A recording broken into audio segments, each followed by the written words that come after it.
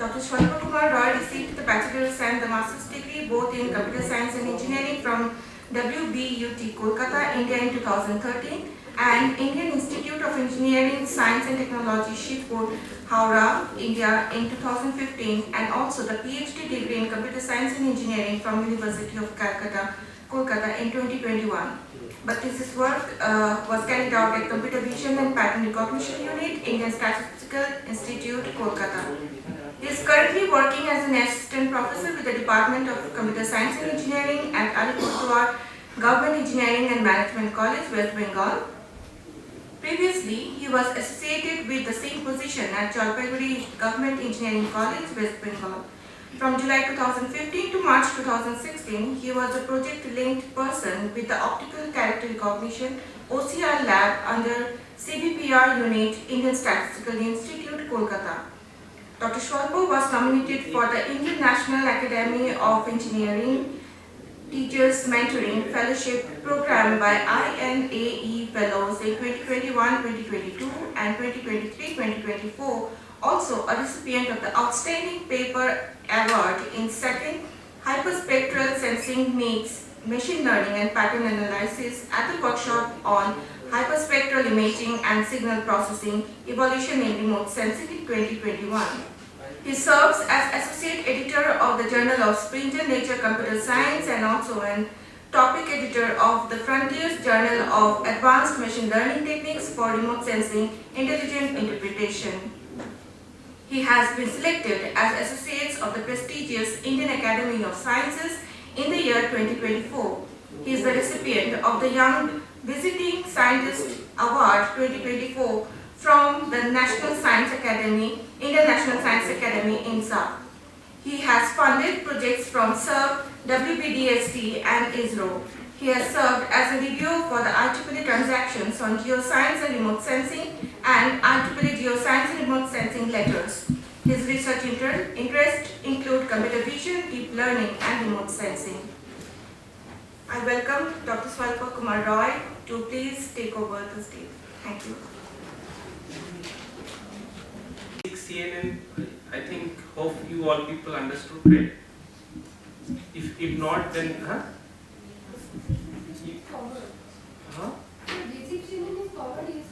Then you people already familiar with that?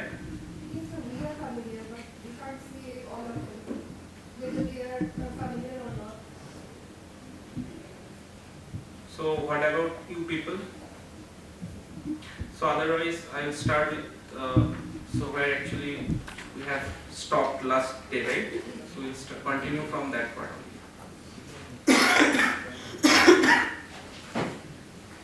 So then I will start with this presentation.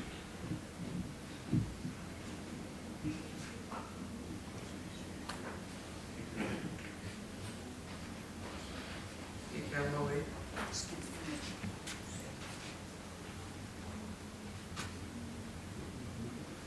So we already discussed this part, right? So we have also seen the why actually the spatial and spectral information required, right? So then we also talked about the autonomous applications of hyperspectral images, right? So this is not done, right? Is it done? This study? Which one? This one? So this is done, right? So different class having similar spectral behavior, this is done. So this is actually motivation why actually we require both the information, right? So then actually I think this is not done. Huh? Okay. So the initial attempt was made with the traditional learning algorithm.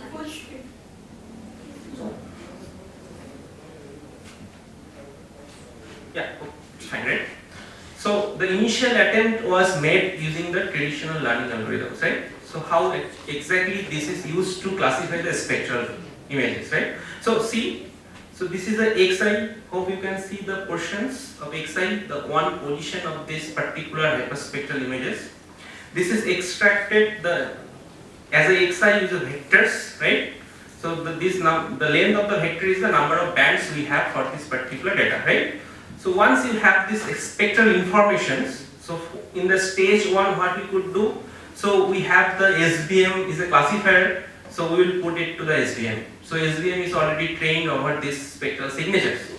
So once you will pass it, you will get some probability. If you have some, suppose k number of land covers, so then you will get k numbers of different probabilities. We have already discussed that if you use the softmax, you will also actually limited to your network to have some kind of probabilities. Based on the probabilities, you can have the classes, right? Highest probability, you will get the actually classes, right? So if you have this k number of classes, you will have the k number of different maps. For every class, you are actually maintaining one maps. So here you can see this class 1 is having one map, class 2 is having map. Suppose k classes you have, then k number of maps you have.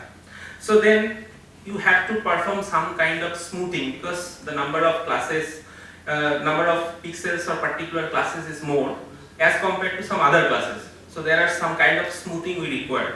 So once you done the smoothing, so then you just stack over all these maps and then you need to perform the maximum operations, max operations. So to have some, this is the stage 3 operations to actually achieve the land cover actually classification map, which is the output of this. So if you see, xi is the spectral vector of this particular hyperspectral data. After all this process, you will get the classification map over here. Okay, up to this fine. So now, why this? The next slide. So where the traditional method falls. So this is important. The motivation is this. You can see if you consider this Indian pines dataset, this dataset is having the spatial size 145 cross 145 into 200 number of spectral bands. So you can see if you use this spectral based classification techniques, see these first three classes is, they are different classes but their spectral behavior are very close. If you consider these three classes, they are different classes, land covers, but they have the similar spectral behavior. Similarly happen for these three classes as well, right? So if you only consider the spectral signatures, so if the samples are coming from these three consecutive classes, there is a chance of miss probabilities, right? High miss probabilities because they have a similar spectral behavior. So that is why the reason spectral information is alone not sufficient. So yesterday we have already discussed about the multimodalities, right? So we'll come one by one. So now there are, excuse me, hello? Yes, yes. Okay, chalo.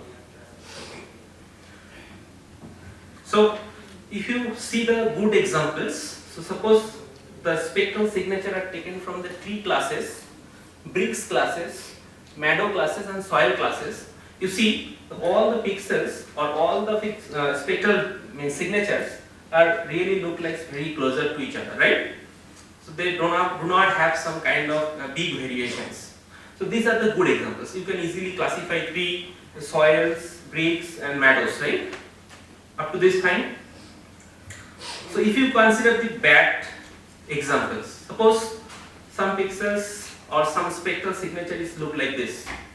So where you are going to classify those? So for this, where you are going to classify?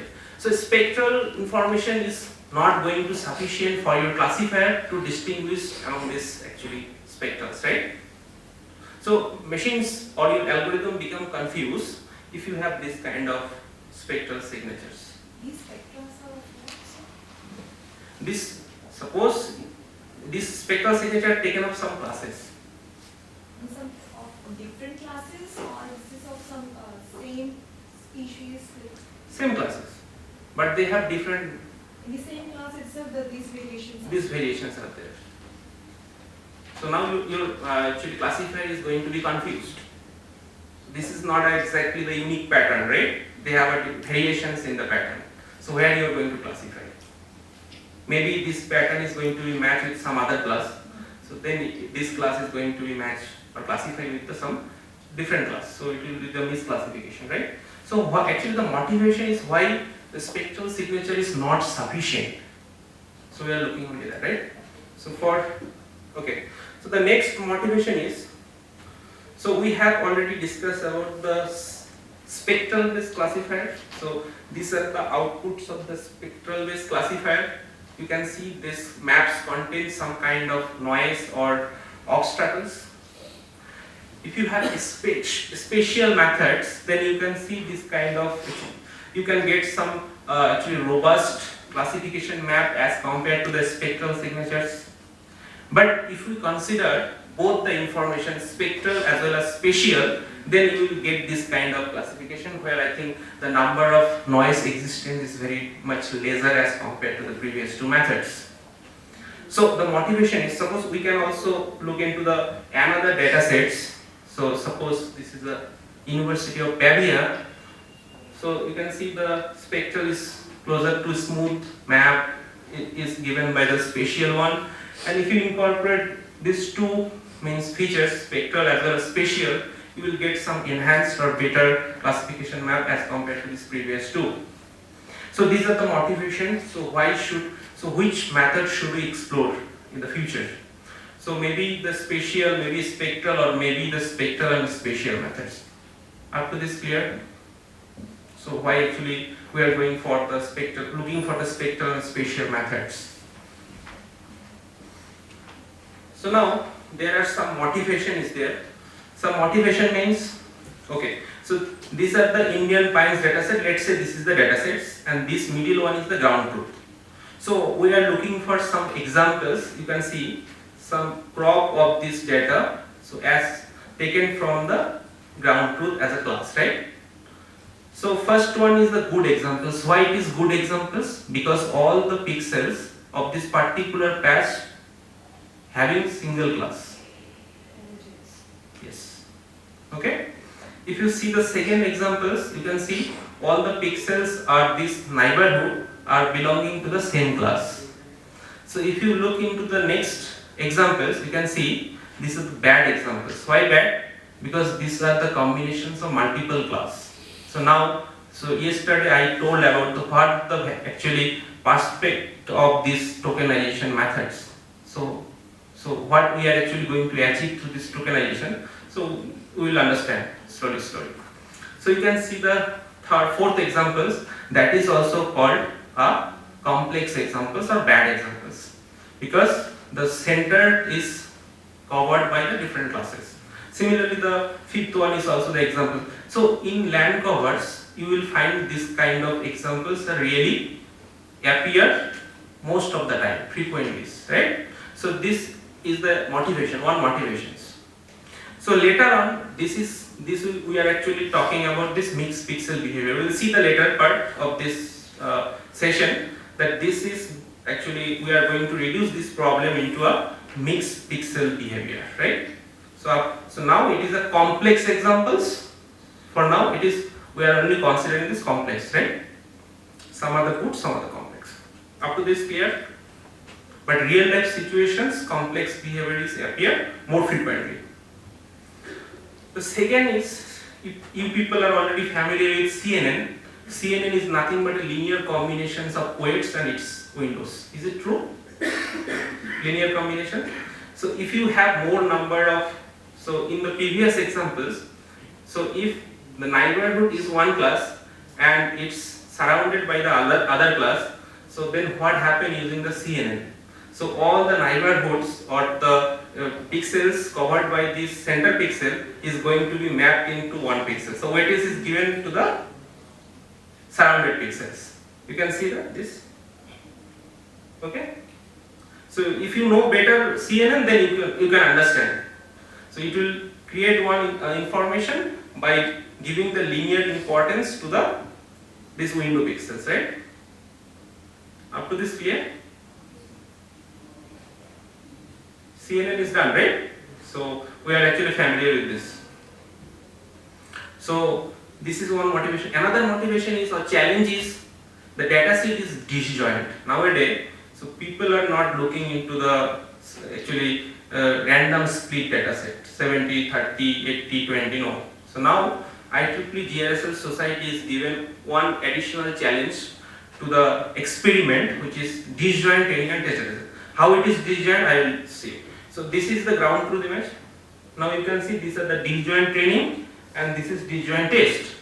You just look into this class into the ground truth. You can see the lower part of this class used for the training, upper part is used for the, for every class you can find this kind of disjoint scenario. So what happened in the previous case, if you have a patches taken from a nearest neighborhood, the immediately next patch will be the for the, if it is considered for the test, so then first patch is considered for the training. That means what happened? The 90% of the spatial portion already seen by the machine during the training. So only 10% is not seen, right? So this should not be happen. So that is why this extra additional challenges introduced by the GSL societies. So similarly for the disjoint University of Pavia dataset, we have lots of other dataset. For this actually lectures, only my lecture is limited to these two datasets only. You can also see the number of training samples and the test samples. Okay, up to this clear? So now there are additional challenges is called limited number of samples in your datasets, right? So see that the dataset is highly imbalanced.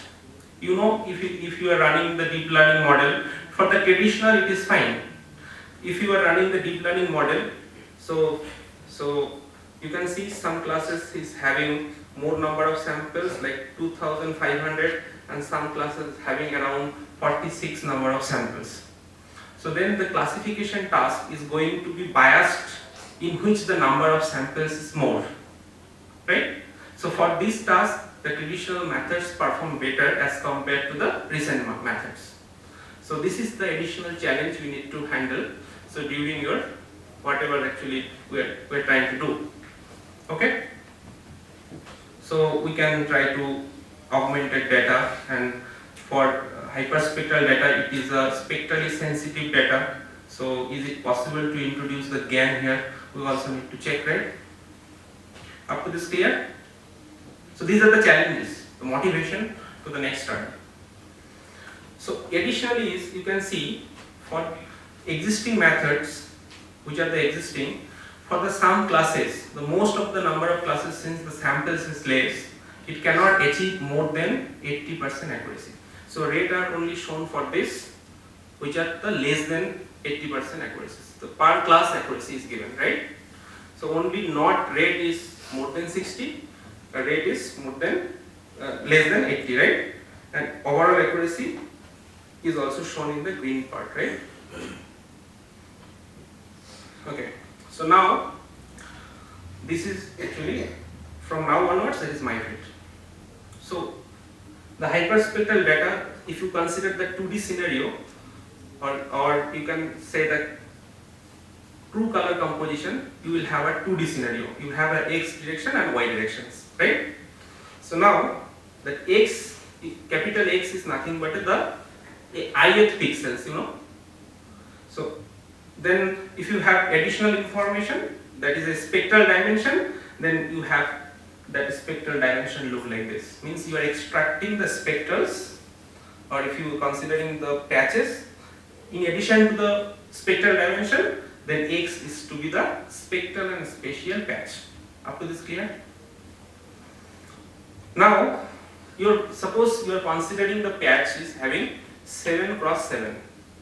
How many bands you have? If you have University of Pavia dataset 103.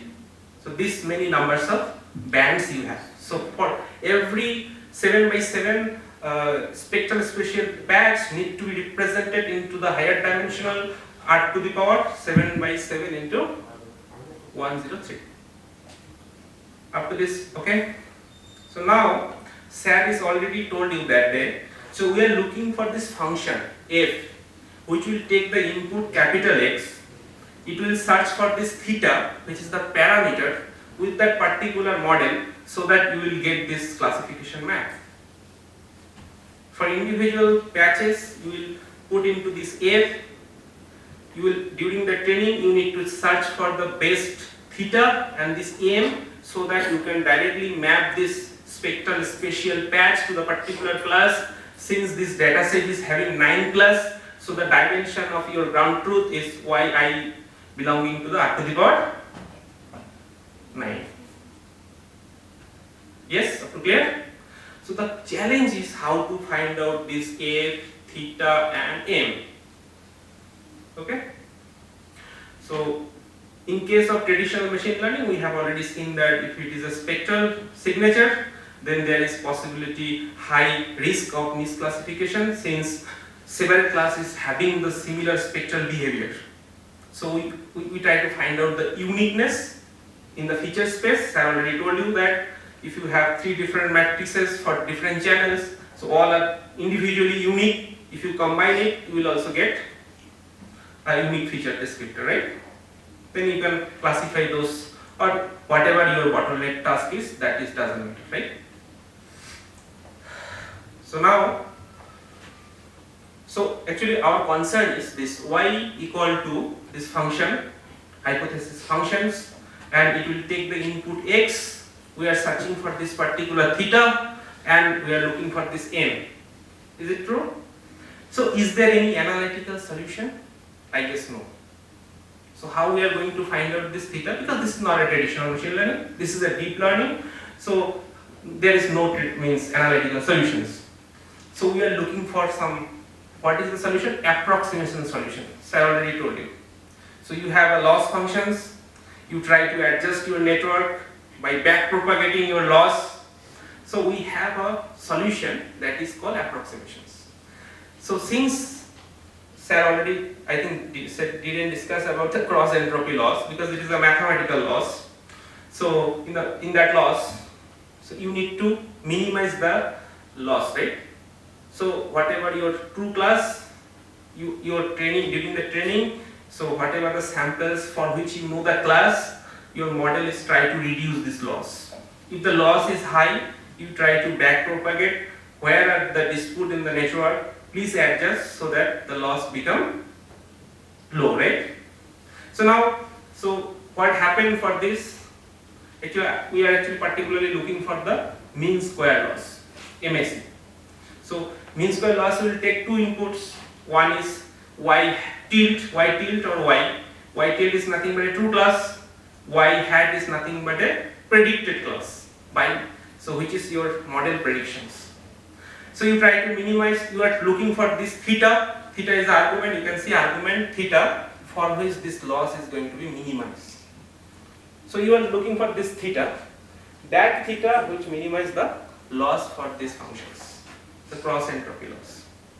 Okay, so these are the approximation. You know how to train your network. You know gradient descent. Sir already discussed. Gradient descent is nothing but a tool or a process to update your networks. Right? He already told you there is a convex functions. It's look like this. So you are approaching towards the global minimum. Right? So randomly your point will start from the right hand side where the slope is positive.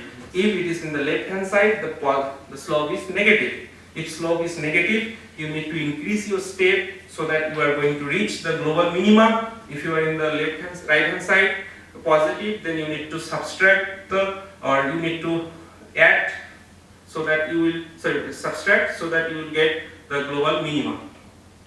So, but there is a problem. If you are looking for the traditional machine learning, then basically you are looking for the optimization of the convex functions. So U-shaped function is the convex function.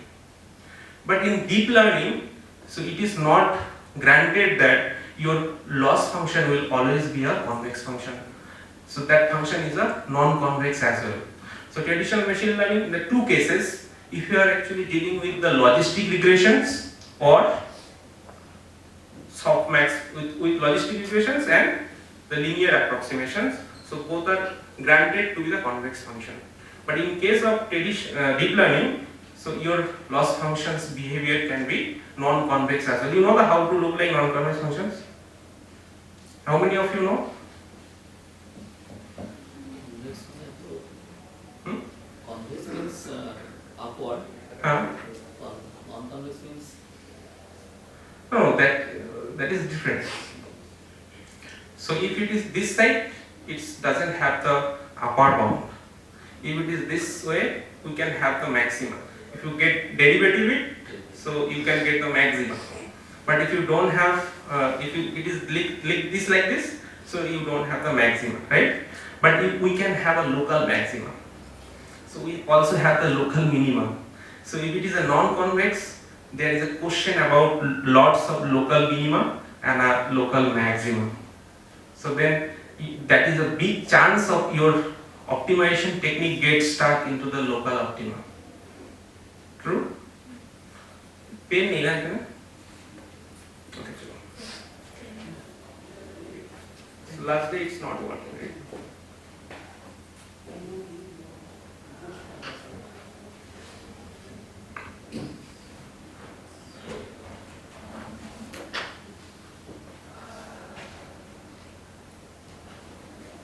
It's working. Please try first. Check. No. It's not.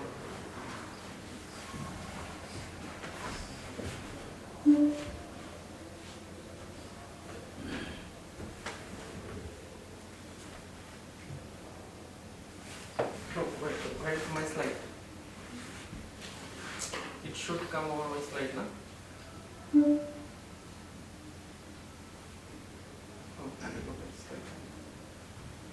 Will it work?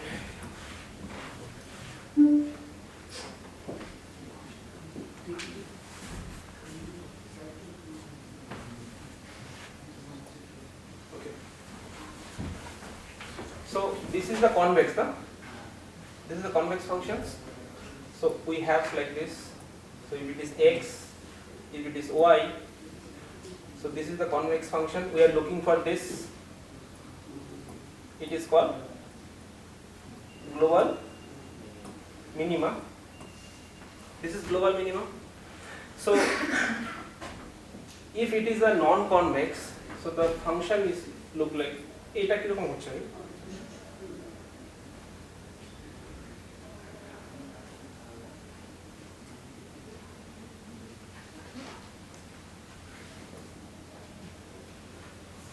Okay, so if it is a non-convex, it should look like this, because there are lots of, this is the local minima, this is local minima, this is local minima, this is local maxima. So there are lots of local minima or maximas are there, right?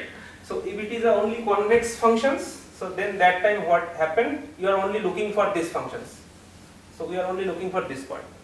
So you are going to start from anywhere of these paths, and ultimately your goal is to reach this here. So suppose optimal theta is here only. So you are actually, why you are training your, what exactly you are looking for in your theta. So that particular theta which is going to minimize your loss. So where you are going to get the minimum loss is here, right?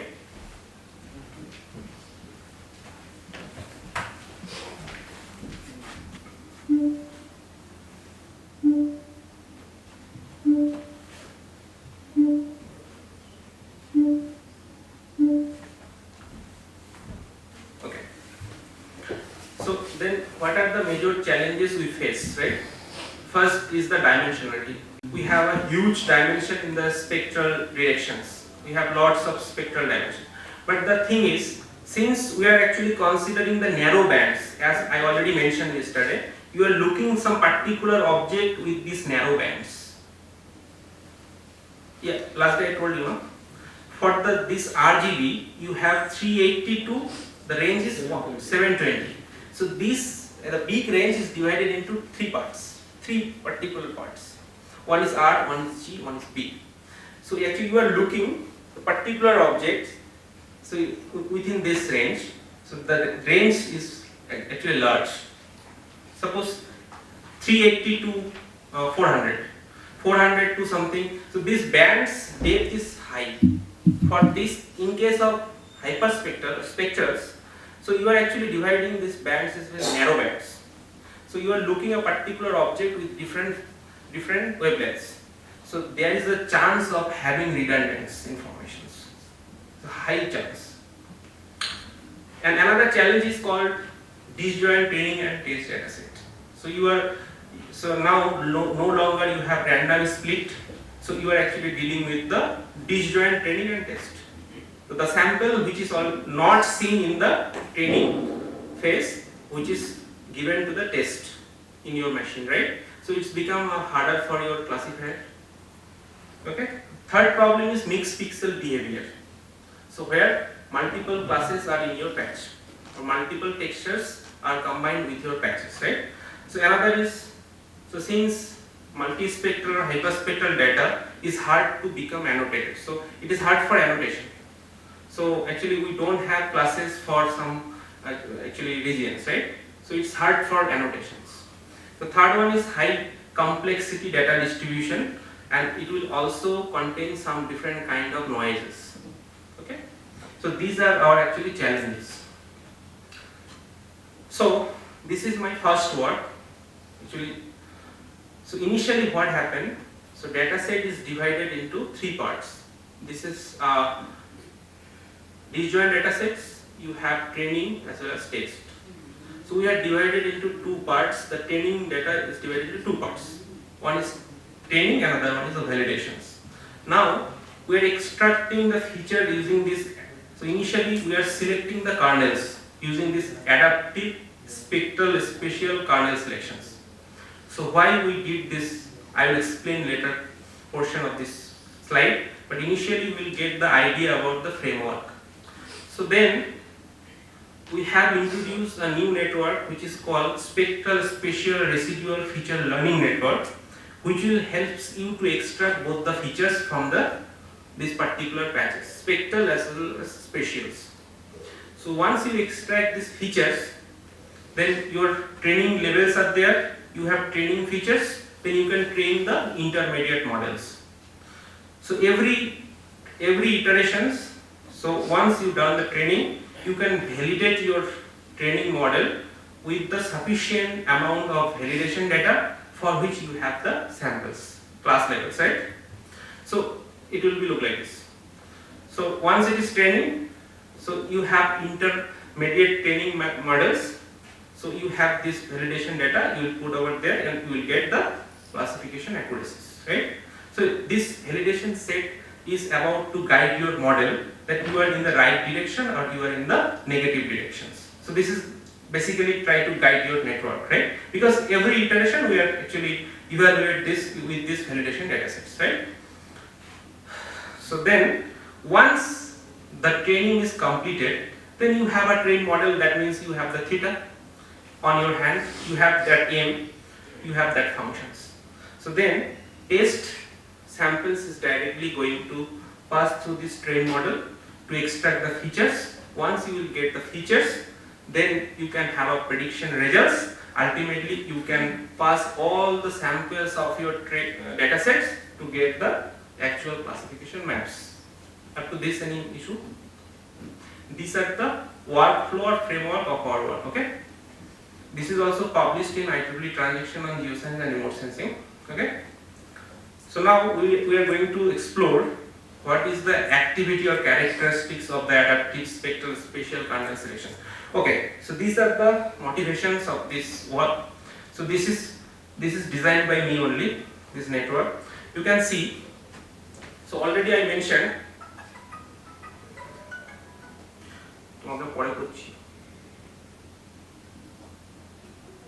hello. Okay, so what is the purpose of this network? First we need to understand. So we actually Sir already told you about the 2D convolution, right? You are familiar with 2D? So my task is 3D convolutions.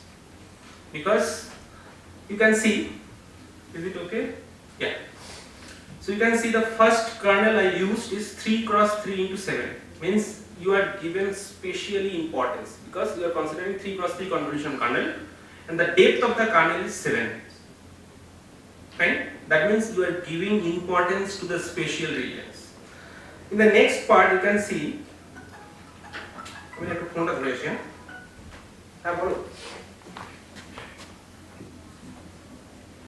So why we are considering this network, okay? So since we are actually giving importance to both spectral as well as spatial, you can see the network, the first modules is having two paths. First one is for the spectral features, second one is the spatial, right? What is the difference between them? Spectral and We have already discussed why actually spectral features activities and spectral, right?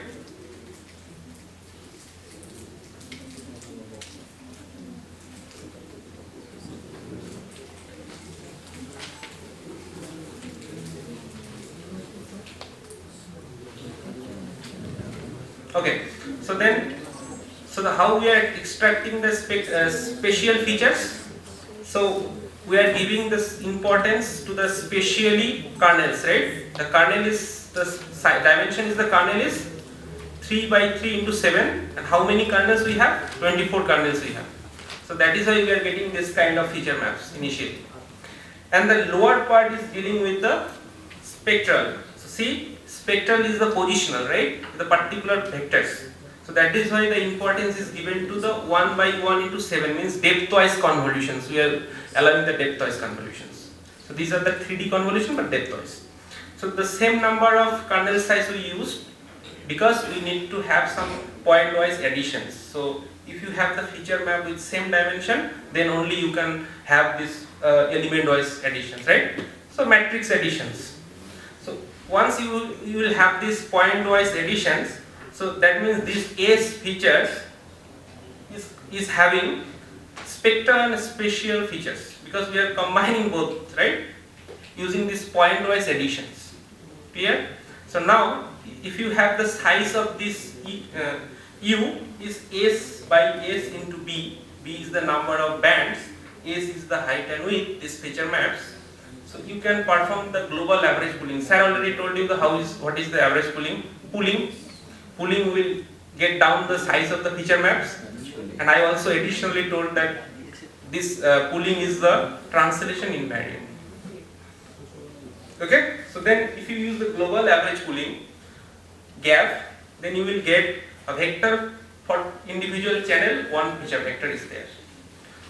Okay, so this one feature map is get down into the one vectors. So if you have this B number of bands, so then the size of this is B. See, 1 cross 1 cross B. So then you have a bolo.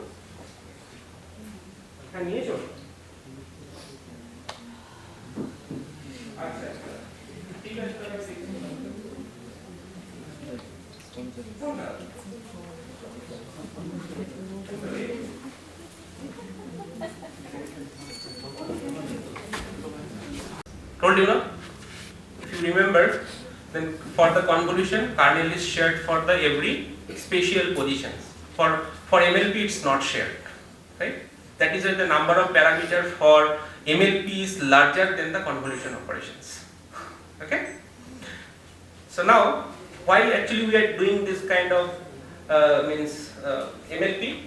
So actually we are trying to get down the features, which is the bottlenecks are already mentioned in the autoencoder part, so that this bottleneck or latent part contain the informative features, so we can reconstruct this hyperspectral data or whatever the features we have.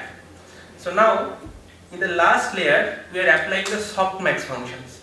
So to apply the softmax, you need to know how many classes are there. But for this we know how many classes are there, we don't know. So that is why empirically we have two classes. Why? One is the spectral classes, another one is the spatial classes. That is why its output is 2. 1 and 2. The class is 2 classes. So you will get the spatial as well as spectral. So now, whatever the importance, that is why the importance of the spatial positions is given by this vector.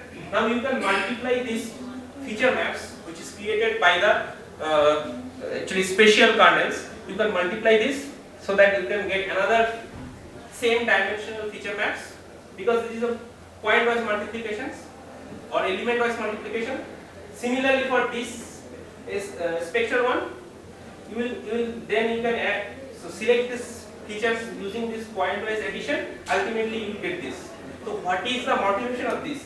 If your reference images look like this, you can capture both the objects inside this, actually using this process.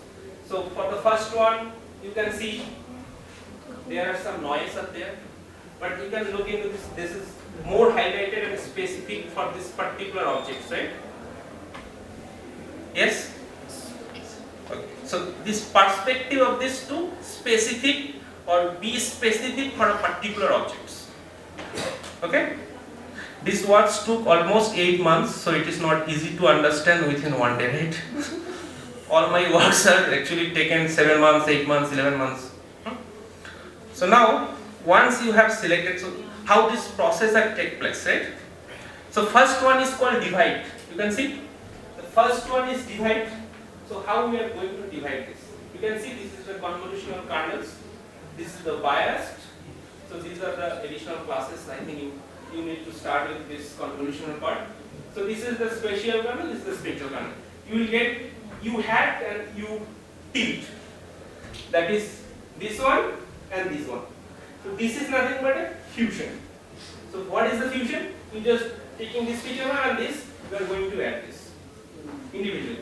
So now this is the softmax. How actually softmax is given? I already mentioned that this is a 2-class problem. So one is for spectral class, one is the spatial class. So your softmax is going to divide into 2 parts, right? So once it is done, then you need to give the importance, means selection.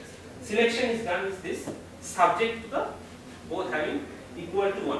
Why 1? Because we are normalizing with the softmax function. Softmax means it is having an additional constant that if you add individual probability, you will get 1. To this clear? Okay. So now, additional motivations. Motivation what? If you change the scale, the size of the object will vary. You can see, for 1 resolutions, you will get this. If it is a 1.5, the size of the object varies. If it is 2, then actually size will be the bigger of the objects. So now you can see, if size changes, the features maps distribution is also changes. So these are the motivation applications. So now if we perform this kernelized operation using 5 cross 5 into 3 cross 3, our actually motivation is to map both the feature after additional or subtraction operation, they have a minimum difference. So now you can see for the higher level the difference is very low. Right? For 1 cross 1, sorry, 1 resolution, you will get this feature map difference. For this, you will get this and this. Now, actually the main observation here is the difference is very low. The variation is not high. That means, even though scale is changing, your feature is going to map a unique pattern. The difference is low. Okay, up to this is clear? A scale will happen to change your distribution, but you have to apply some kind of mechanism so that this distribution's difference or variation will be very less. Clear up to? Motivation. Okay? So next, the first part completed, the second part is we introduce one spectral and spatial residual network. So first we need to know why the residual network, which is very much popular in 2015. You know, sir already mentioned that Google Net is the winner of ImageNet competition in 2016, and RaceNet is the popular one. It is also the winner of ImageNet competition in 2014, and it's become too much popular, right? What happened? Sir already told you that there is a shallow network and there is a deep network, right? If a shallow, we will not need to worry about the gradient vanishing problems, because if you increase the depth of the network, so gradient is going to flow from the input to the outputs, because output to the inputs, because you are doing the back propagations. So maybe somehow some layers before the input, maybe the gradient is going to be vanished. You are nothing to propagate into the inputs. You are not able to propagate any information from the output to the inputs. So means information is going to be vanished. Information, how information will come? It is come through the gradients. If it is a negative, you need to adjust. If it is a positive, again you need to adjust. So you are looking for that particular theta, that particular positions where the loss is minimized, right? So why So this motivation, actually this vanishing gradient problem is going to be reduced by these skip connections. So in electrical or electronics, I think amplifier is there. So after certain length, so we need to again amplify. Otherwise, you send some sine curve, maybe after some steps or interval, you will not get the sine curve anymore. So amplify it.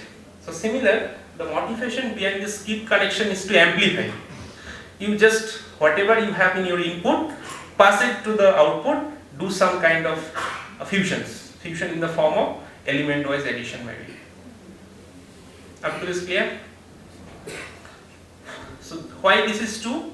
One is called normal resonate or residual block. The second one is called pre-activation residual blocks. Okay?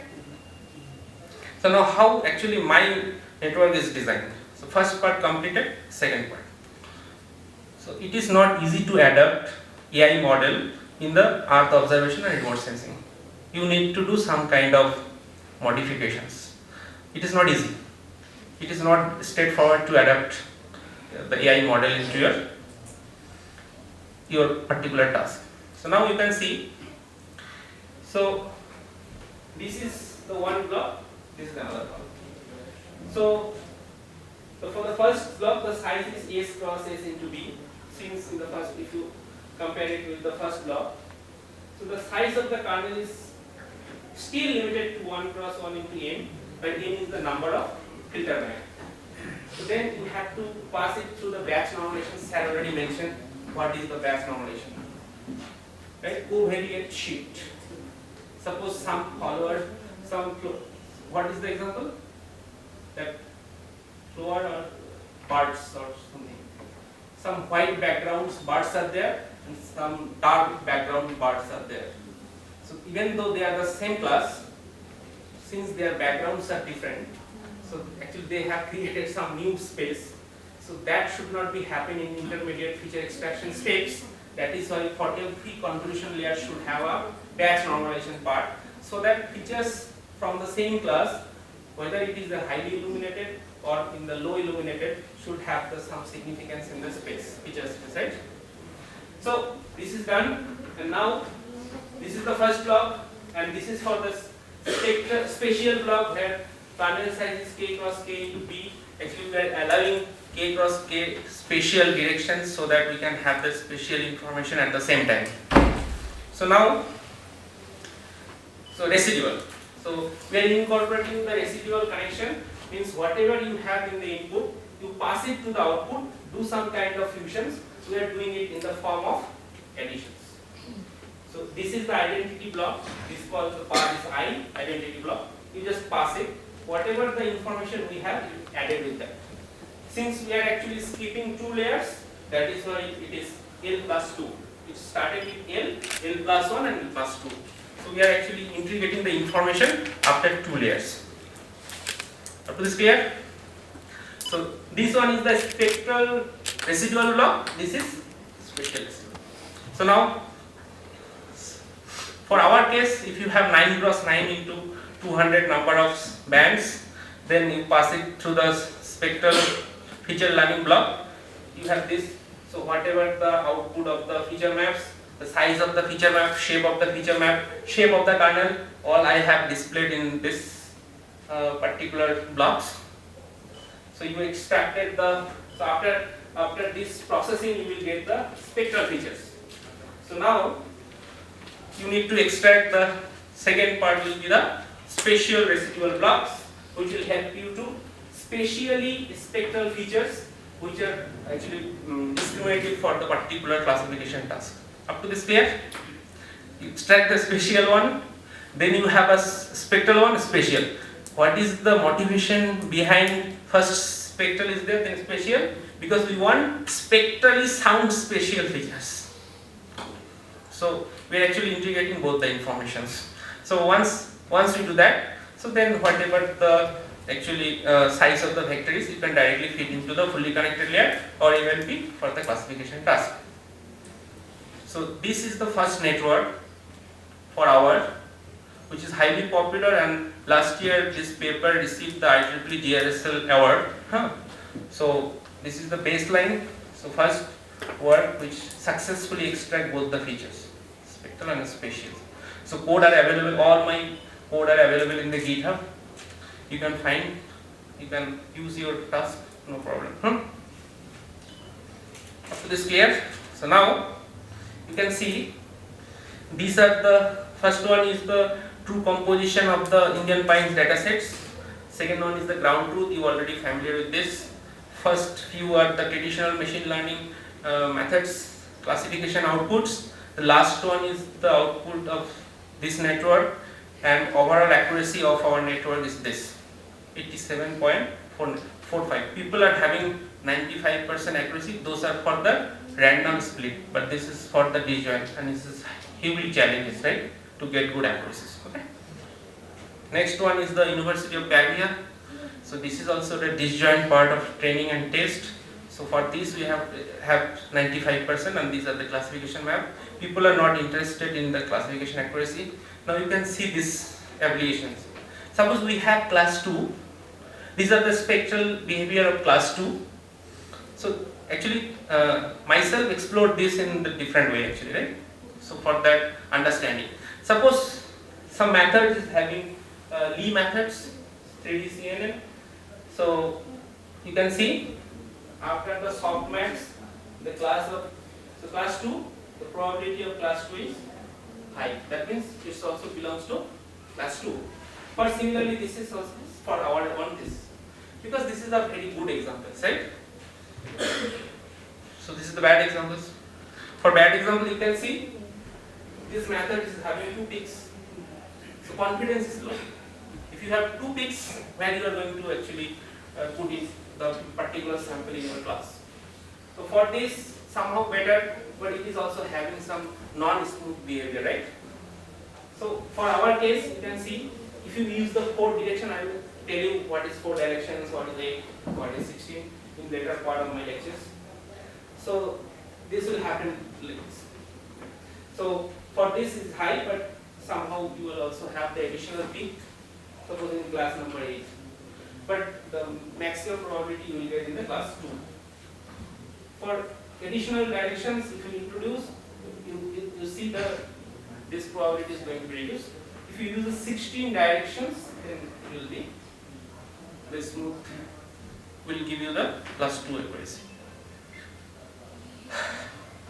So similarly for this is one more additional bad examples of our spectral and spatial feature factors. Okay. So now the next already we discussed yesterday. So the second word is, I already told you, multimodalities. So when do you need multimodal informations?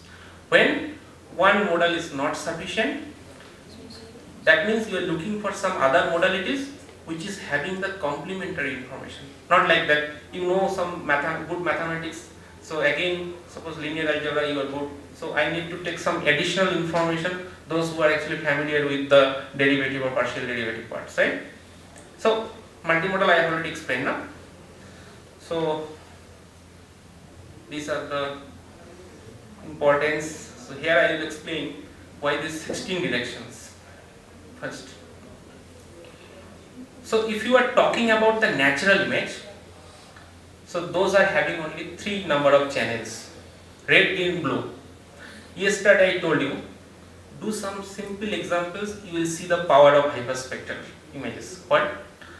You have a pre-trained model, you take one RGB image, you will get 3 channels RGB, you just shuffle them. Suppose you have RGB, you make it GRB. Put it through the pre-trained network, see, is it possible to classify the network? Can your network be perfectly okay to classify this shuffling of this channel? Yes. It will perfectly fine. It will absolutely perform the good classification task.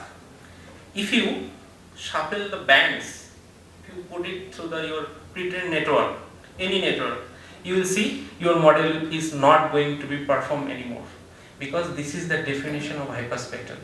If you change the frequency, if you change the wavelengths in a different order, if you change the order of this wavelengths, it is no longer a hyperspectral image.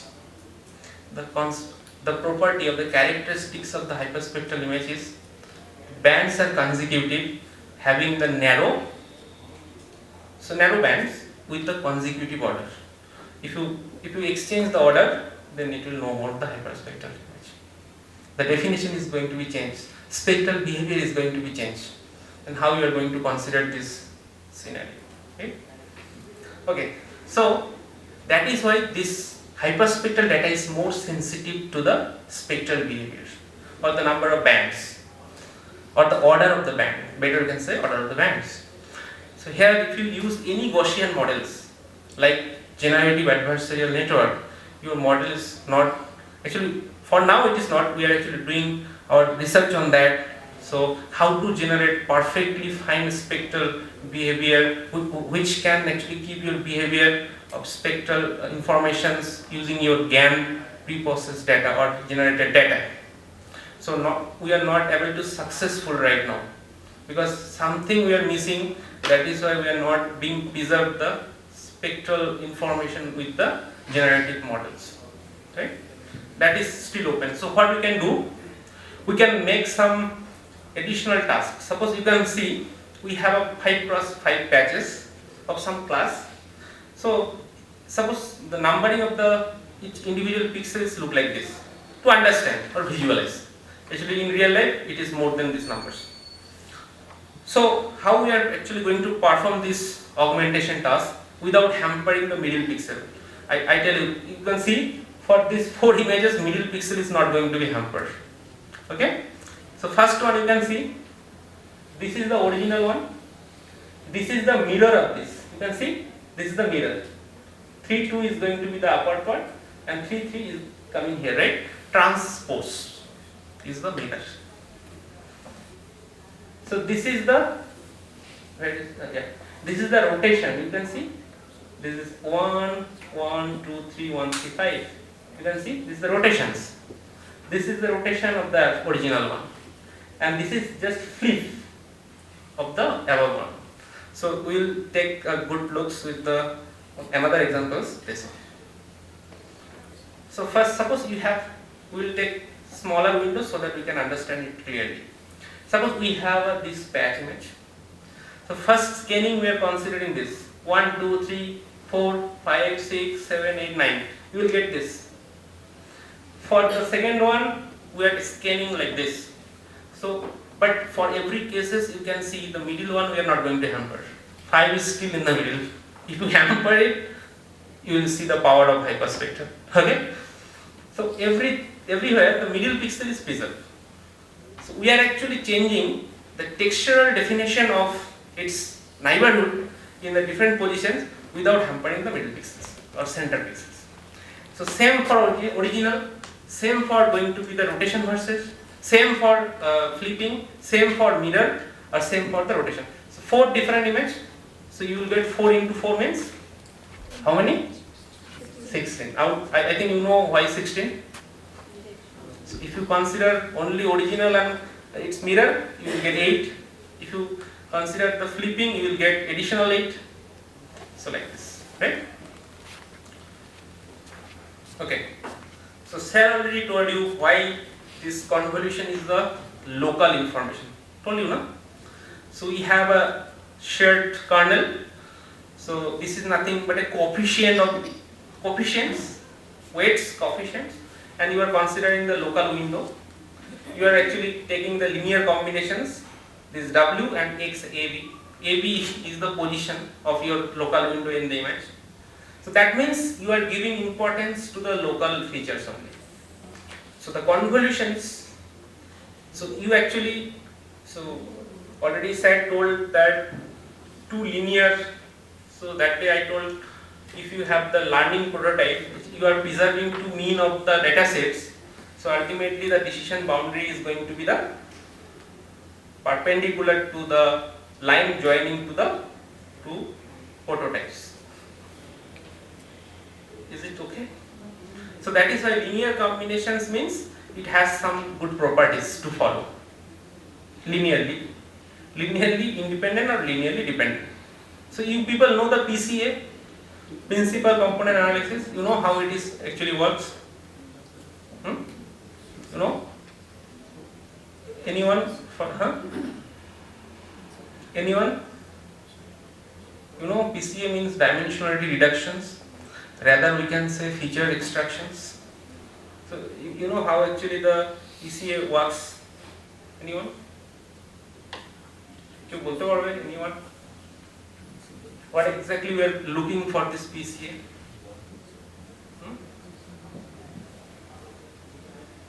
Variance. Variance we are looking for. Variance for what? Hey.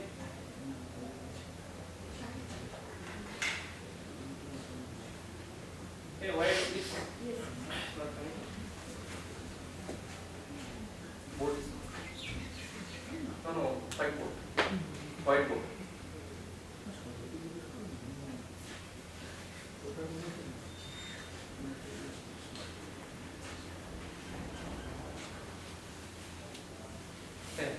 Whiteboard नहीं आ रहा है?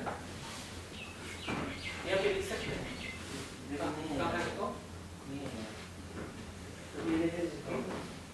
पहले वो जो board आया था ना?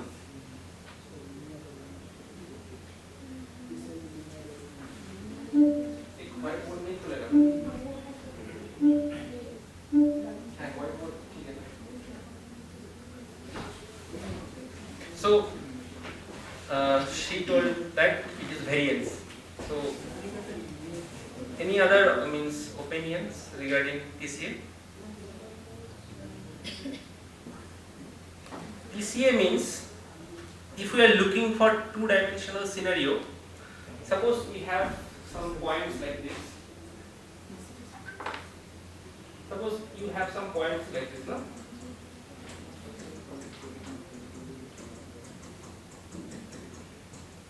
So we'll try to understand this two-dimensional scenario, right? X1. So PCA actually before PCA the motivation is, so can we draw a line so that all the points in the line, or maybe the points are closer to that line. So that means what happened with this scenario? If you project these points here, then you will get the spread over here, which is D1 suppose, right? So if you design a line, so it is not possible that all the points are in that line. But we can design a line so that all the points are closer to that line or some point in the line. So now you can see, this is the projection line. Suppose it is D2. Now you can clearly see that D2, the spread of D2 is greater than D1. So we are trying to maximize this spread, or we are trying to maximize the variance. So you please design a line so that it will maximize the variance. So we don't know which line it is. Suppose this line is U1. So we are looking for the direction so that the variance of the particular direction is maximized. Since PCA is a property contain that, so this line is the linear combinations of these points. So we have a projections line. Suppose we have a x is the data, right? So x we have n number of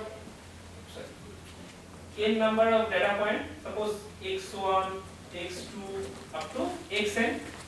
So each one is having, suppose d-dimensional number of points is n, right?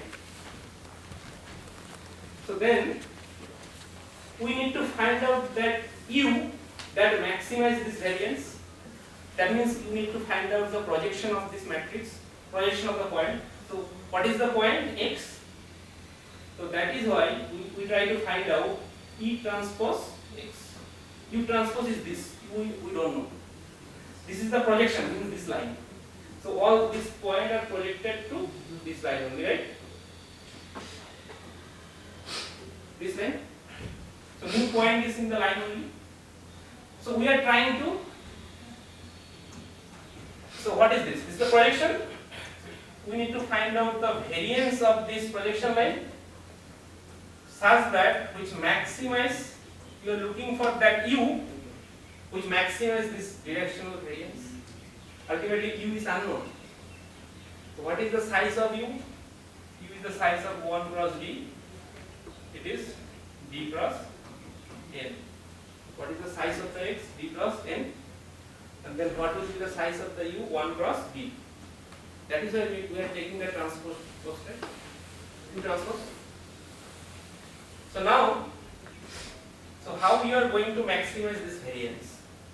If you know matrix algebra, then we can write this as like this. So you try to find out such u so that it maximizes the variance. Variance means, so if it is a one direction, suppose another direction is this u2, so then we are converting its u1 transpose, suppose S and u1.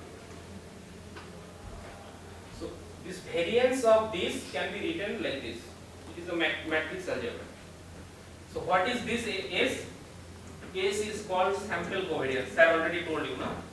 So if it is like this, so sigma square 1, sigma, I told you already. So lower part will be the 0, upper part will be the 0.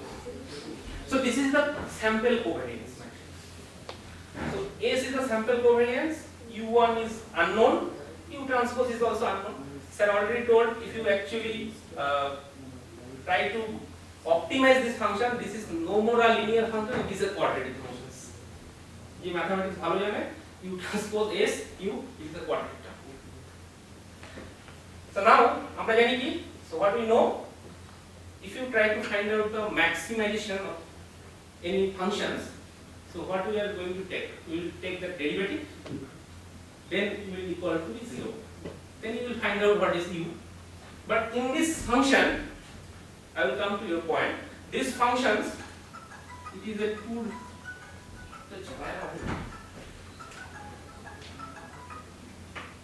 হ্যাঁ বলো হ্যাঁ হ্যাঁ পেয়েছো নিয়ে নাও কিছুটা যদি ভালো পাওয়া যায়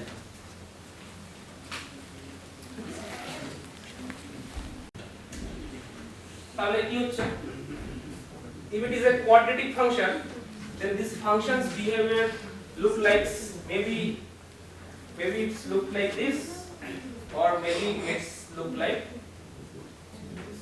We don't know. If it is look like this, then there is a maxima is there. But if it is this, is there any maxima? So how we are going to find out the derivative? How we are going to find the derivative? So then, in this case, we need to find out the derivative by the help of Lagrange's theorem. So Lagrange means, suppose this function's behavior is quadratic, that means suppose like this. Suppose function is going to, the growth of the function is look like this, right? Suppose this is the function of f of x comma y. Okay? So then you are putting some constraints so that, suppose you are putting some constraint and the growth is bounded by this constraint. So you are looking for this, right? So you are actually putting one constraint so that you are not actually allow the growth of f of x to larger than this function. This is suppose g of x comma y equal to some constant c. Up to this clear?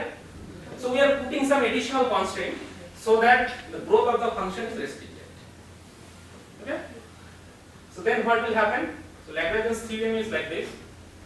So Lagrange of x comma y equal to f of x comma y, one Lagrange's variable I think, then it should be another function g of x comma y, then Lagrange's theorem is the minus one.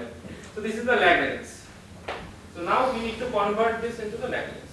So how we are going to convert? So we know this is f of x comma y. So what will be this g of x comma y? This is probably a challenging task. So what will be the d of x y? So now the question is, so So what exactly we are looking for? This U, so that it is going to be maximized. This is the covariance matrix. So now we are no longer actually looking for the length of the U. We don't want. We want the direction of the U. Can we put the additional constant over U? Yes. So what is the constraint? That unit constant, U transpose U equal to 1. Why it is this? Suppose if you have only this vector, can we estimate the directions? Yes. We no longer consider the length of the unit. So only either if you have this unit vector, also we can consider the directions. So we are not actually have the length of the U. So we are putting additional constant. Constant is U transpose U is nothing but a 1. So this is going to be what as a G of x. So now if we apply the Lagrangians, what will happen? So U transpose S U1 G of x is nothing but this lambda U transpose U minus 1. Okay? So L of x comma y. So now you have this. Now we can take the derivative. So if we take the derivative d of L and d of this, so with respect to the U. So what is the derivative of this? This is the quadratic. So it will come over U S U 1, right? Minus what is this? What is this? Lambda U transpose U. What will be the output of this U?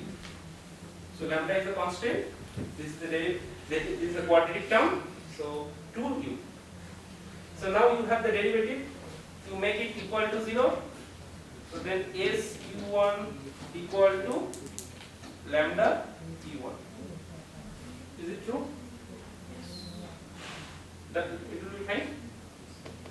Okay. S U1. So this is the that day I think Sam told that this is called characteristic equation of a characteristic equation.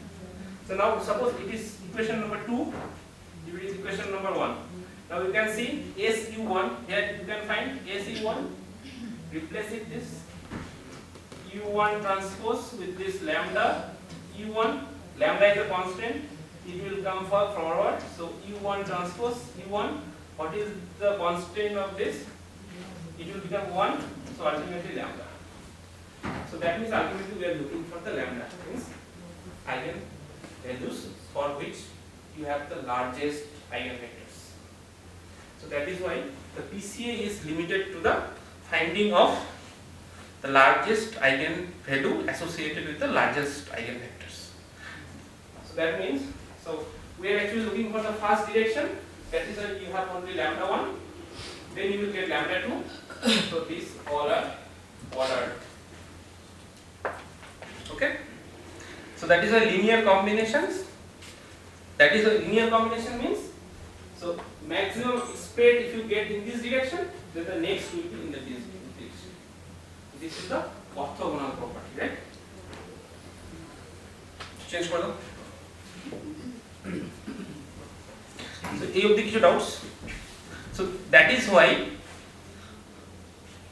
in PCA we are looking for the eigenvalues, the largest eigenvalues associated with the largest eigenvector. Okay.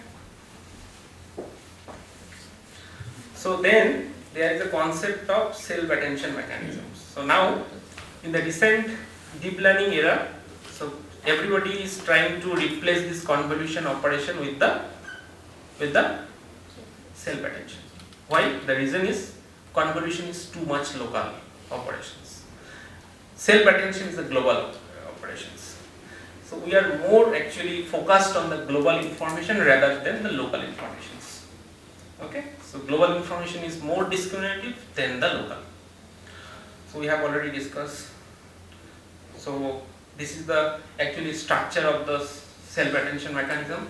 So convolution is the linear combinations of W and this window, and this is this. So where we actually extracted that Q means query, K means keys, then V means values, it is normalized by the dimension of the head, that is d of k, and ultimately you will get this attention map A, which is further actually multiply with your feature vector so that you will get the transform one, which contain the global information. So it already discussed, so we are skipping this. So now I am coming to the unmixing part. This is a challenging part. So hyperspectral already we have discussed. So this is the real task actually. So now we can understand that classification is very actually dangerous things we are doing. Why the classification is dangerous, we will understand now. Okay. Suppose we have considering the Earth's surface like this.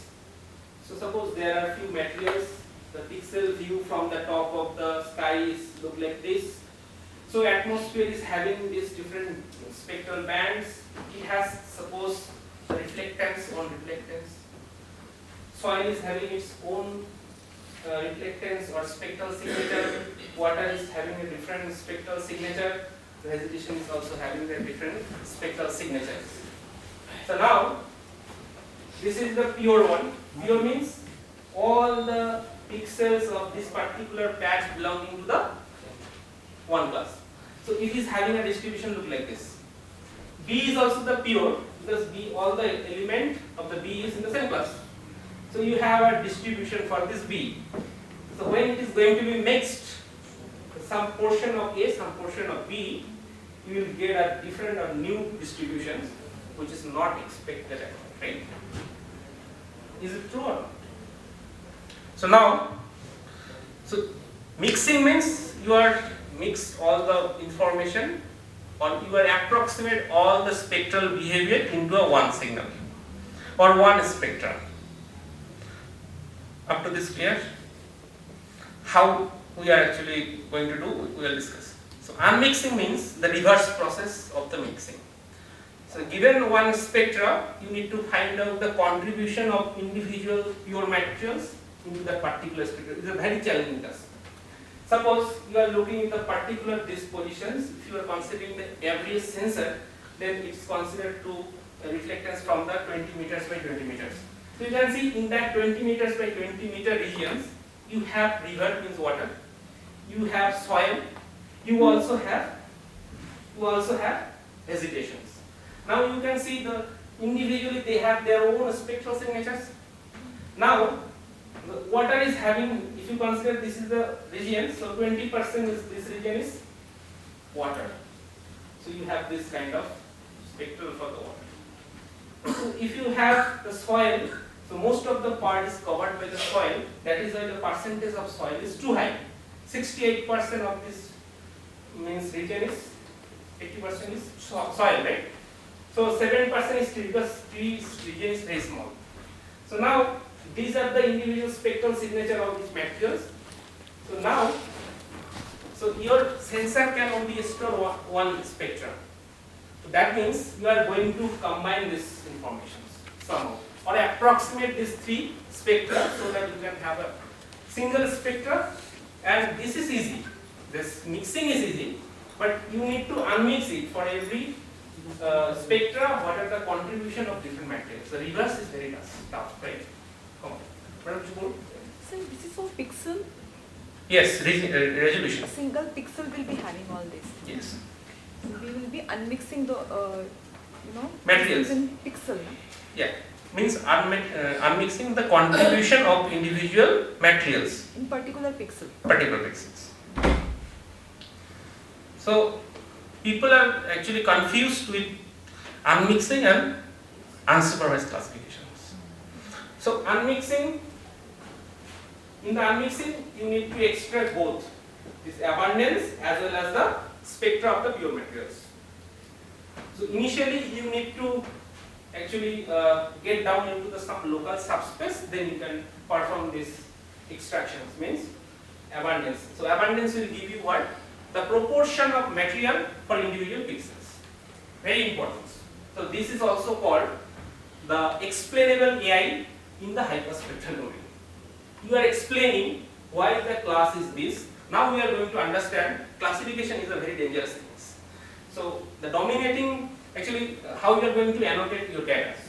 So where actually you will find the maximum land covers or classes, so that particular pixel is going to be biased to that particular class. Is it true? But actually this not happen because it is a combination of multiple pure materials. So we need to find out the contribution or proportion of individual materials for particular positions. So you also know the spectra of three materials, and you have soils contribution, trees contribution, as well as water's contribution. So what happened for unmixing? So unmixing, you actually project some subspace using PC or whatever ICA. Then you are actually performing the unmixing, unsupervised classification task or clustering algorithm K means. You will get the results of individual materials here, but you cannot get the particular material is also present here. So that cannot give you the proportions of individual pure material into your abundance. So that can be a classifications, unsupervised, but it cannot be a abundance map. Okay, up to this clear? So now linear unmixing and non-linear. So linear unmixing means, so we are actually dealing with the passive sensor. So sun is the source of energy. So light interacts one materials with once and get back to the sensor. So that is why you can see the distribution of your pixels look like this in the lower dimensional space. But if you are considering the non-linear case, which is a highly relevant to the real life scenario, the light can interact with the multiple materials and get back to the sensor. That means you have multiple information into the one spectrum, right? This is a very complicated task. So in that case, in this case, you can find out the linear combinations. But here is a non-linear scenario. You cannot find the linear space where you can find out the pure pixels. Pure pixel means pure materials. So now, how linear unmixing actually happening? So light is coming from the sun. Some reflectance directly reflect from the atmosphere. It will go to the sensor. Some will reach to the means Earth surface. Suppose we are considering 10 meter by 10 meter. You have water, soil, and heat. It will also captured by the sensor. So there are some correction mechanism inside the sensors. So it will do this kind of non-negativity constraint, and it will approximate these three different material signatures, and it will give you the output of this. Ultimately, you have this only for particular positions. Now you have this non-negativity constraint, and your task is to regenerate this sequence from this to one. That is the unmix, right? Okay. So first one is the linear unmixing. So linear unmixing means we have already discussed linear combinations. That means if you know, and the linear unmixing's one constraint is that for every pure material at least you know 1 pixels. That is the assumptions. And if you know this pure pixel, how many linear, suppose your data set is having 3 different pure materials. So once you can find these 3 pure material, then all other pixels are the linear combinations of these 3 only. You can see they are in the convex alternative. If you know these 3, then this pixel is the linear combination of this. How much distance from E1 and how much distance from E2 and how much distance from E3. Sir, but when we, in real life scenario, when we talk about satellite images, then the pure pixels can be more than that, no? No, I am talking about the linear scenario right now. Okay. So I will also show the unlinear. So that is actually extracted from simulated data. We are actually created from the laboratory only. If you don't have the pure pixel information, how you are going to evaluate it?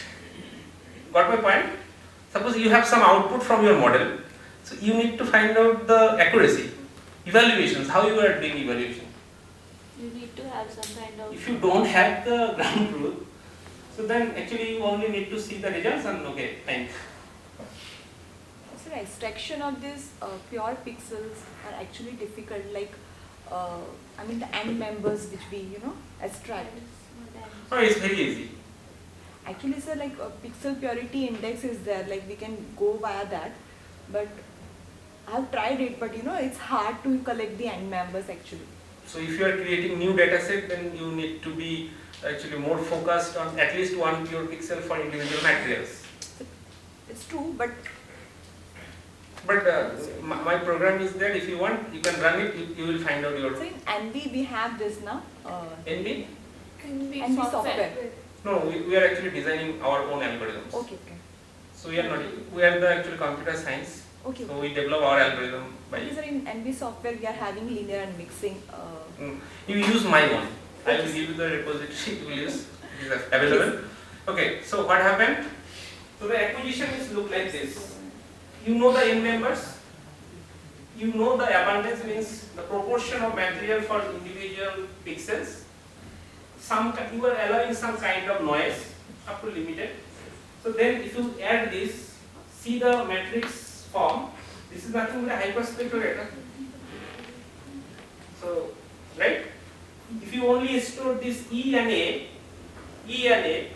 means abundance, the proportion of material for individual pixels, and if you know the pure spectra, then you can see how actually the size of the information is going to be reduced. So first data you can see, the first one, this data is 156 cross 156 into 95. It is going to reduce only just storing this spectra and this. If you multiply this, you will get this. Yes or no? So compression can be done, no? Yes, the size of the hyperspectral is huge, but size of E and A is very small. If you know this point-wise multiplication, you can generate the hyperspectral data. Same hyperspectral data.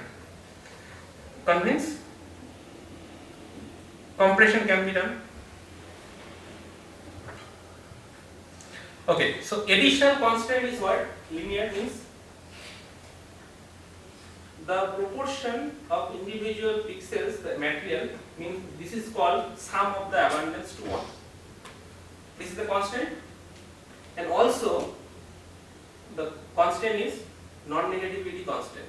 So I already shown this abundance non-negativity constant, abundance sum to 1 constant. So that is mathematically shown. This non-negative means non-negative minimum is 0. There is no negative values are there.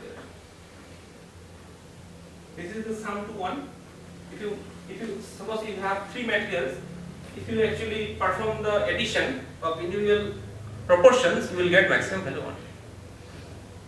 1. That is why 7% means 0.7, 68% means 0.68, 25% means 0.25.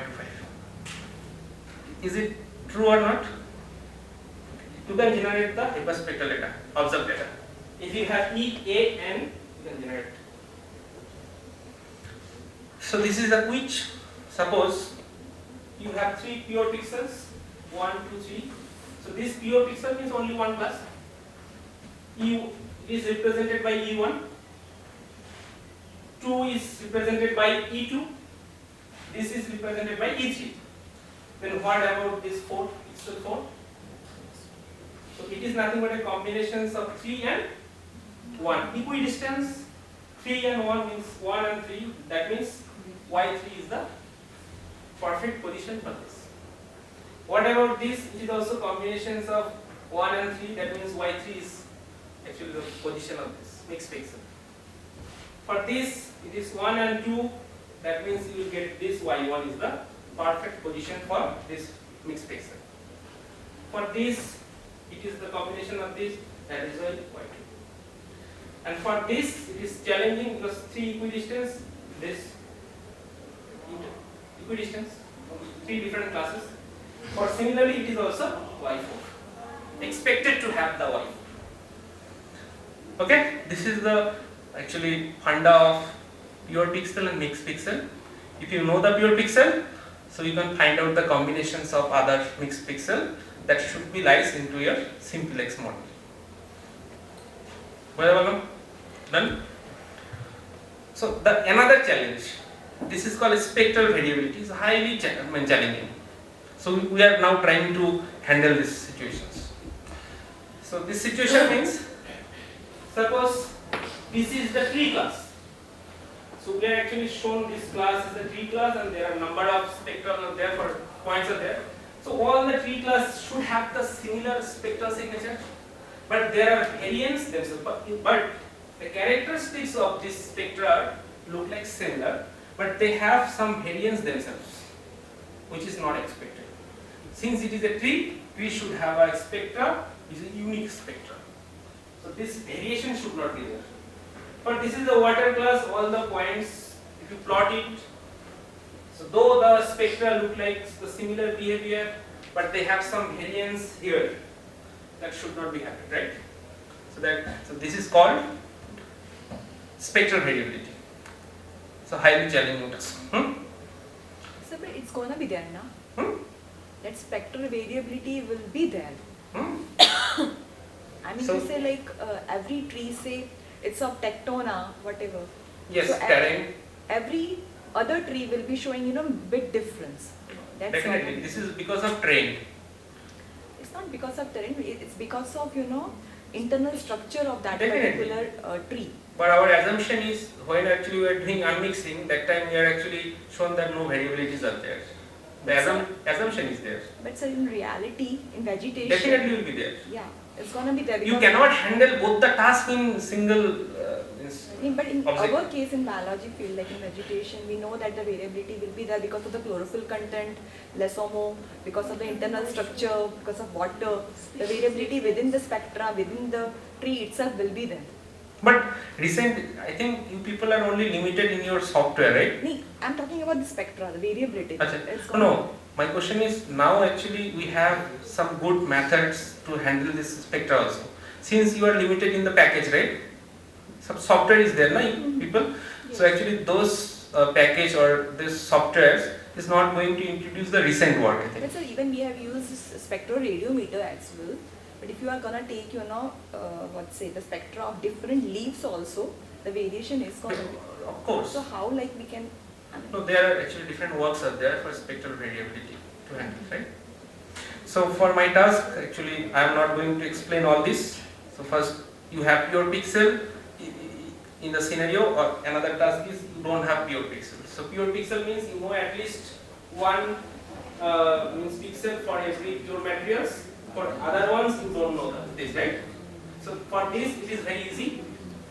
For the pure pixel, if you know at least one pure pixel for individual material, then the task becomes easier. For non-pure pixel, there is a method I will show.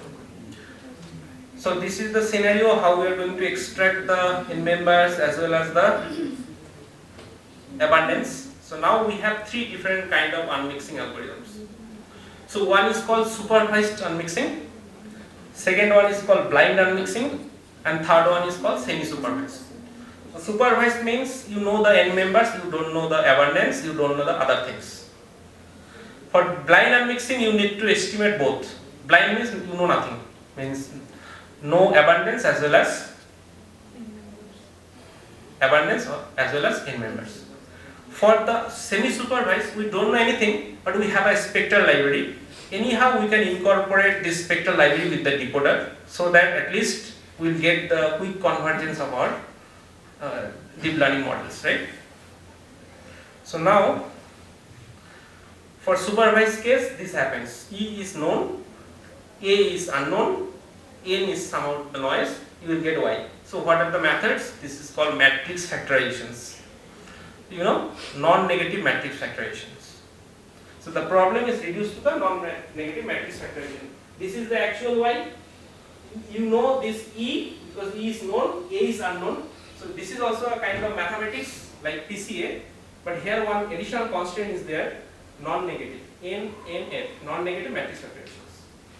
So you just try to understand that you can approximate this E as well as A using this matrix factorization, but subject to the element of the matrix should not contain any negative values. That is a non-negative matrix factorizations. So ultimately you are trying to find that E and A, because additionally you know this E, which will help you to see the intermediate results, right? Is it okay? If you have any question, please So this is another actually existing methods which is actually known as fully constant least square unmixing. So here this is also the non-negative matrix factorization. You are looking for this A because E is known. This is also the constraint of this sum to one constraint, and this is the non-negativity constraint. The element of A should not be 0. So this is more sophisticated. Actually, it is shown that autoencoder loss with some regularization term, right? So this is the regularized where you are actually put another constraint in regularized term over this abundance. The constraint is similar to this because if you remove this constraint, this non-negative matrix factorization cannot be done. So you are looking for that. These are the optimization. All are argument minimum. You are actually trying to minimize this reconstruction error for which A. Actually, you are looking for that A. Which A will give you the less error, right? Okay. So blind unmixing means you don't know E, don't know A. So all are unknown. So how you are going to do? So it is also having the matrix factorization, but the argument is 2. You are looking for this 2, which is minimize this reconstruction error, right? So you have additionally 2 penalty term or regularization term putting over the n members as well as the abundance. Okay. Still this sum to one constant and non-negativity constant is preserved. Okay. Now you can see the where you don't have the pure pixel information. So how it is called MV penalty. This is called minimum volume penalty. So how you are going to find out the actually approximate this no pure pixel information. So whatever data you have, you please design. Initially you can have some convex function over this data. You know convex? So these are the convex. Red one is convex. Suppose your initial boundary is like this inside the red, right? Now use term. What we are going to do? We are each individual n members. This vertex is nothing but n members. Trying to pull up other n members in his directions. So this n member is pushing this to come in this direction. So similarly for this all are doing similar operations. So after certain time, so it is directly going to map this convex. Okay? Is it clear? When the volume is minimum, that time you will get the minimum errors. So at what time you will get the minimum error? So when this pushing up to the n members for every other n members will actually complete into this point, right? So then once it is going to be mapped in this portion, so individual vertices is nothing but your pure pixel. Okay, very interesting works, and this is I think the topmost work in this no pixel. So where no pure pixel informations are there. So this constant we are also using. So for because there is a non-linearity, right? So for that, how you are going to find out? So actually we are taking the help of linear idea, but we are using the non-linearities. So volume is minimized. So how you are going to use the try to minimize? You are actually convex solve problem. You put one convex and try to pull up every n members in other directions. So once it will get mapped to this, so that is the minimum volume. Okay? We are going to get, right? So another matrix factorization where we are going to put the minimum volume constraint over this. Okay? So here additional term is also given that n member also should not have the negative values.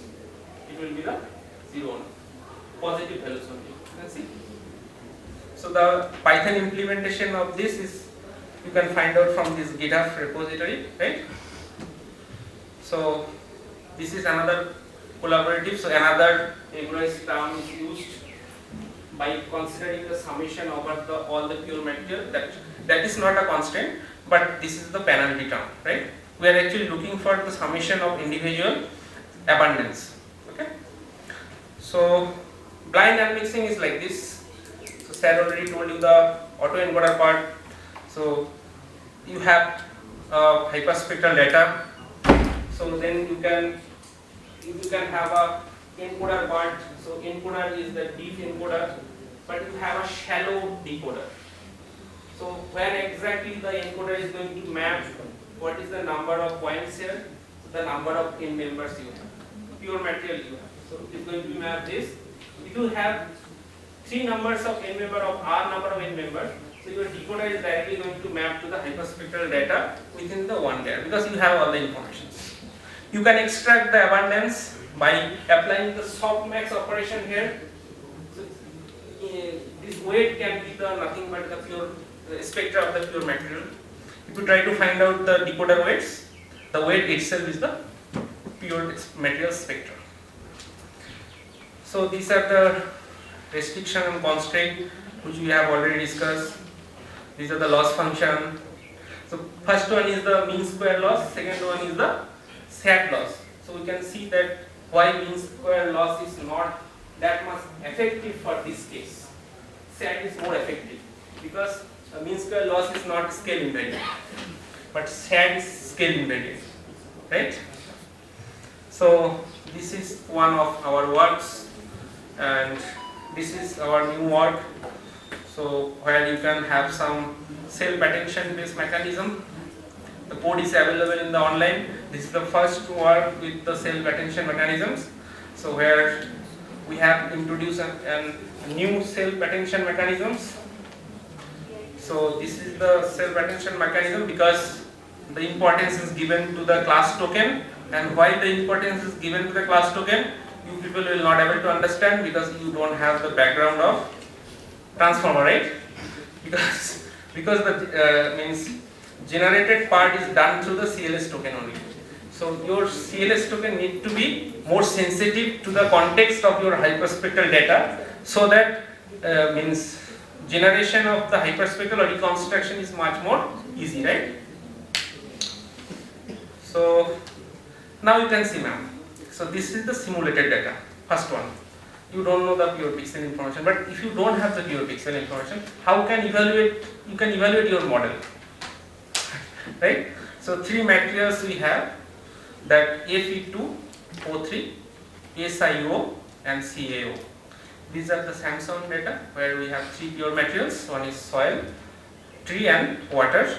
The pure spectra is look like this. For the later one is also we have the pure spectra. So now you can see these are the pure means spectra extracted from existing method as well as the our methods, right? You can see the ground truth of the spectra and the extracted spectra, they have some kind of variations. For our variation is less, but I will also mention one thing. So for this case, suppose for this case, if you apply the mean square loss, you will get a very big mean square loss, because you can see the behavior of the spectra both are similar. Since the mean square loss is not scale invariant, so it will capture the distance also, right? But SAT, it will be the low because SAT is scale invariant. It will check the shape of the extracted in members, not the distance from the extracted and the pure spectra. So these are the extracted abundance for simulated data. So this is the results or extracted abundance of in members of the pure materials, right? So this is kind of a, we can also say this is the explainability of the hyperspectral data, right? You can get individual information from the each pixel, whatever the material you have. So actually explainably I also looking for the same things. So if you can see the RMAC, you can see for the first 2 classes our methods gets a good or lowest RMAC, and for the SAT you can see our methods get 2 different classes at the lowest SAT value.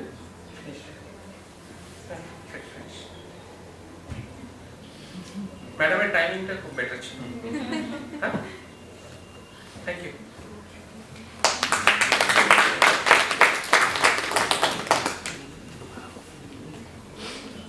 So if you have any question, I will happy to answer. If you want to share any thoughts, how I can improve my algorithm, I will also encounter your your thoughts. Okay. So now actually we are looking for some foundation model for unmixing tasks. Maybe within 6 months it will be in the market. Huh? So we have actually tried a lot of work in the pipelines. So recently what exactly we are trying to do in the future, means already done, can we make our model, since we have the abundance, can we make the abundance guided n-member models? So since we have the abundance, so if we additionally give the multimodal informations, so suppose somehow we are guiding our models by giving some additional information of abundance. So now we are also doing a very interesting things which is not included here, that is called hyperspectral image synthesis using unmixing. So which is a very, means it will be in the online within 3 months. So this is a challenging work, right? So okay. So that is why the name of the paper, synthesize before unmixing. Can we synthesize? So since we have additional information of E and A, can we synthesize the hyperspectral data? Okay, thank you. I have taken lots of your time, right? 2 hours. Okay, any questions? Sir, I have a question. Please. Sir, there is a physical model for simulation named Universal Pattern Decomposition Method, UPDM. Would you be aware? I don't know. Okay. So for simulation, what you use is self-attention mechanism. So this is the model.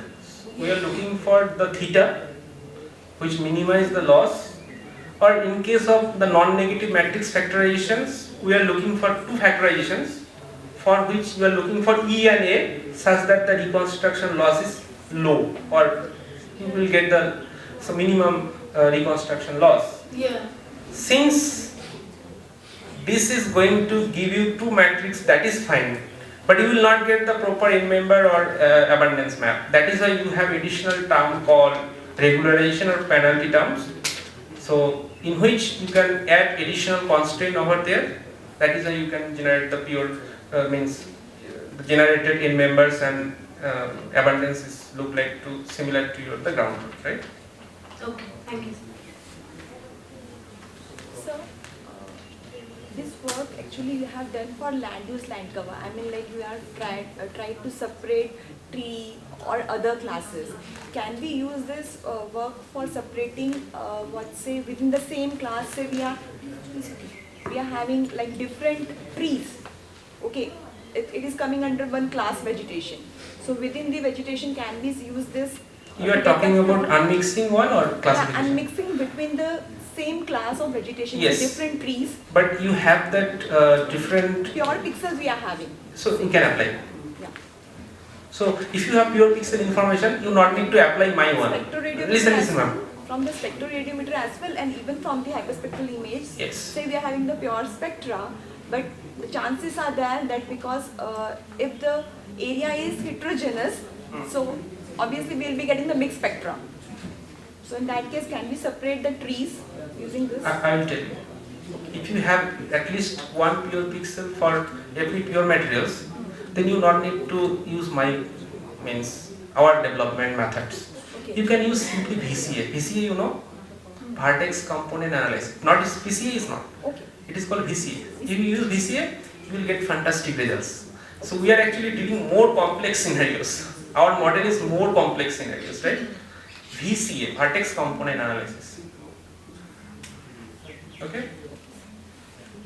Anything extra?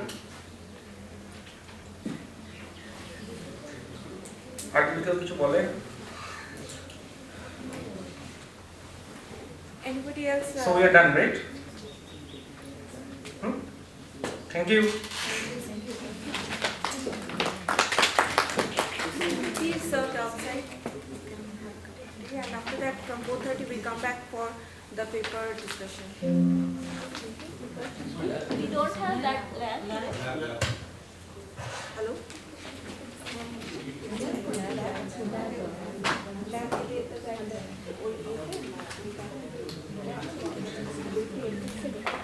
ল্যাবটা আমি একটা জিনিস দেখিয়ে দেবো এখানে হাইপারস্পেক্ট্রাল ক্লাসিফিকেশনটা আপনার যাবো না কারণ আমি হাইপারস্পেক্ট্রাল ক্লাসিফিকেশন ওরা জানতে পরে আমি দেখি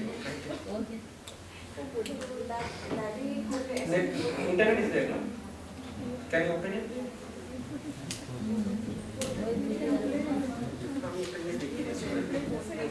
একটা জিনিস there, no?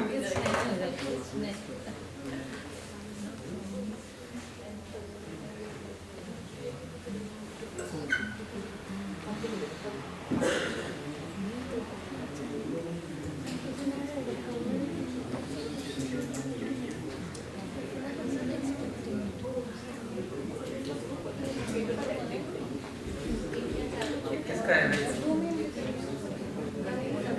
और एक फुल लेता हूँ हाँ?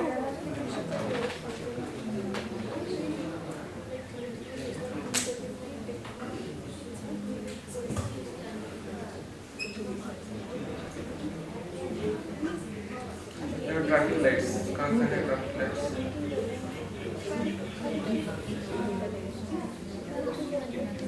We will be having a lab. The lab itself portrait.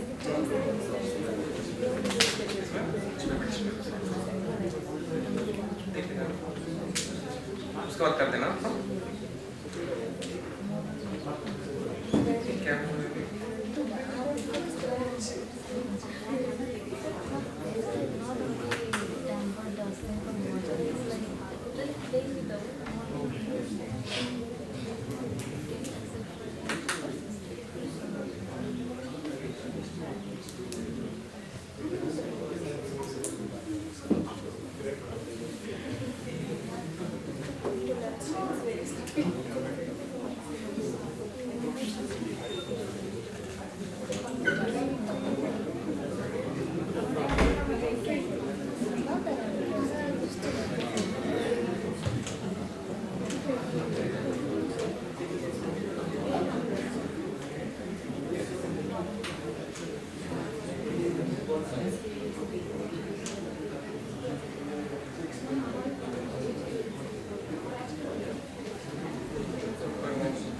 अभी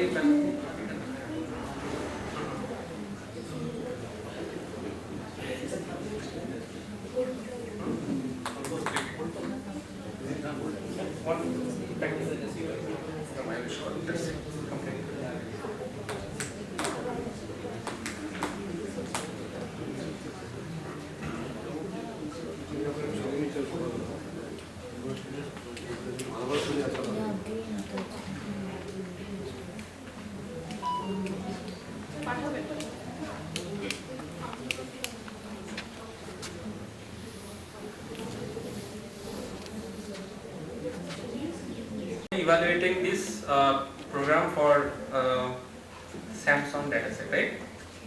Let me check first, is there any error or not? Okay, so I reduced the data size because it is a Google Colab, freely available, right? If you have highly expensive data, then you cannot able to load in this free version, right? So I think it's fine. So I just reduced the size of the data to 95 cross 95 into 156 number of channels, you know. So if you see the actually combinations of true pixels, true compositions, you can see this is the actually 2D visualization of the data. So now what is the ground truth n members? If you plot it, you can do like this. So we have 3 classes, then one is soil, another is tree, another is water, right? So 3 classes we have n member. So n member is nothing but it will give you the proportion of pure materials for per pixels, right? So now we are just trying to extract the n members for each pure pixels, that is soils, tree as well as the water. So now I am talking about the VCA algorithm. You can see if you have these things, so if you run the VCA, so you can get the good results. So if you have the pure pixel scenario, so maybe we can run the what exactly the output of the, you can see if you have at least one pure pixel for every materials, so why you are going for the complex methods, right? So you can use the VCA, you can see the extracted in members are look like this. Nothing is there, only this unsupervised. So now if you compare it with the ground truth, you can see VCA is perfectly okay. It is unsupervised method, no training is there. Even though VCA extracted result is in the blue and other color is shown for the ground truth. So you can see it's very close, right? So now if we use a small kind of unmixing network, suppose you don't have the spatial informations. So in that case, if we train our network, suppose a smaller network, so you can see, so it's try to reduce the mean squared loss. Maybe I have some 600 epochs. Okay.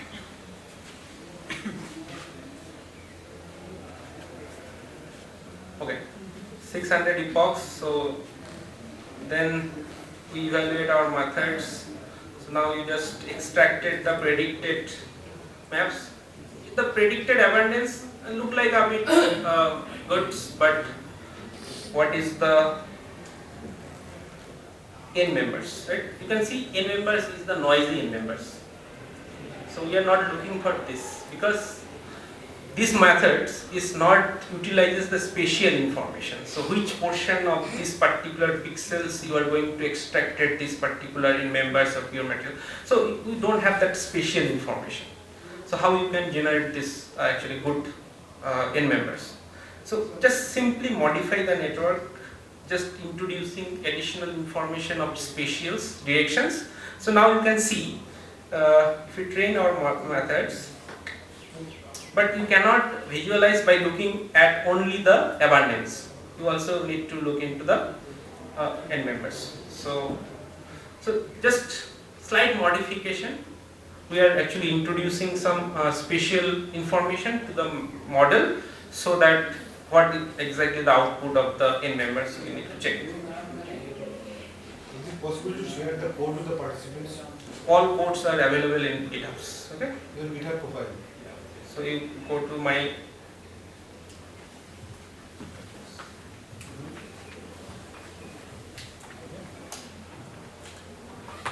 code is already given.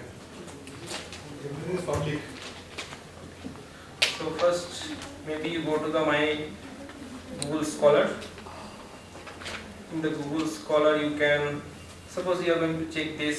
So you open it.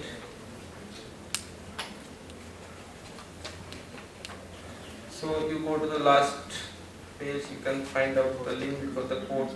Okay, first complete this, then we'll see. Okay, network completed the training. Now we just extracted them in members and abundance. So see, now in members is looks somehow different than goods, but what happened for the extracted in members? You can see. So previous one is noisy, but now since you are incorporating the spatial information, so your in member extracted in members is no longer noisy, right? So it's try to approximate the original. Okay. So all codes are available. So if you go to the unmixing work, you go to this unmixing. So here you can go. You can check the paper. So then you can find out this code available here. Copy it. So for all the what happened? Not copied. Oh, Control C, right?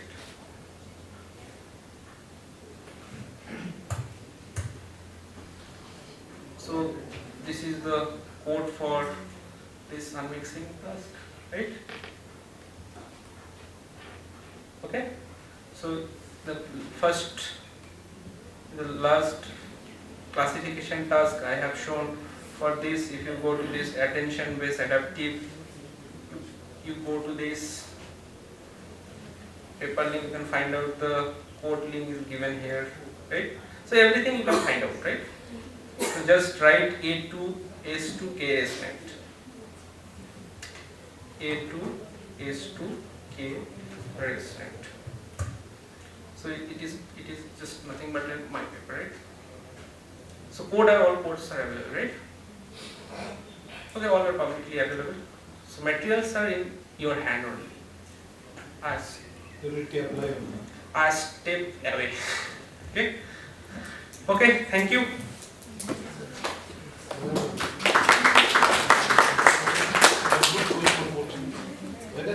So everyone can go and proceed for the tea, and after that we will meet in the lab for the national. Tea is there.